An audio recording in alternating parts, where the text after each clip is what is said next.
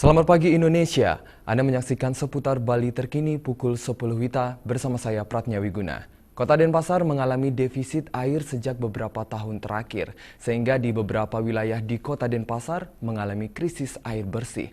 Musim kemarau panjang juga ikut memperparah kondisi ini. Musim kemarau, PDAM sudah menyiapkan 3 tangki air. Kepala PDAM Denpasar Putu Gede Mahaputra menjelaskan, kendala dalam mengelola air bergantung pada segi kualitas dan kuantitas.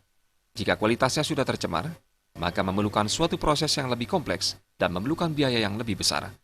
Apalagi Kota Denpasar merupakan daerah hilir, sehingga memiliki kendala dari segi operasional karena memperoleh air sisa dan kotor. Putu Gede Mahaputra juga menegaskan tingkat pencemaran air di musim kemarau saat ini relatif sedikit meskipun kuantitas debit airnya lebih kecil dibandingkan dengan musim hujan yang justru airnya lebih besar namun lebih keruh. Beberapa daerah memang masih mengalami gangguan air, khususnya Denpasar Barat dan Denpasar Utara, ya itu pada saat jam-jam puncak pagi dan sore hari itu mengalami gangguan. Nah, sehingga kondisi ini juga diperparah juga dengan kondisi sekarang musim kemarau yang cukup panjang, ya, di mana air baku Sungai Ayung yang menjadi sumber air kita itu mengalami penurunan debit. Jadi kalau kita bicara jangka pendek, ya kami hanya bisa menyiapkan mobil-mobil tangki. Program jangka menengahnya tentu kami menyiapkan pemasangan pipa, ya pemasangan pipa Waribang Supratman yang sedang berlangsung saat ini. Itu adalah untuk mengambil air dari pasokan Tukat Petanu.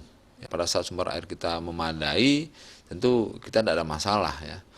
Misalnya dari sisi kualitas, kuantitas gitu. Kalau kualitasnya misalnya sudah tercemar, ini kan memerlukan suatu proses yang lebih kompleks lagi dan akhirnya menjadi biaya lebih besar, kan begitu. Mengatasi defisit air di Kota Denpasar, pihak PDAM juga menyiapkan pemasangan pipa Waribang yang saat ini pekerjaannya masih dalam proses. Pipa Waribang ini nantinya akan mengambil air di Tukat Petanu.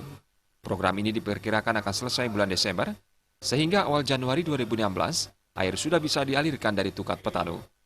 Agung Ria dan Indra Wijaya, Bali TV. Pemirsa, demikian seputar Bali terkini kali ini. Nantikan informasi menarik kami dalam seputar Bali terkini 1 jam mendatang.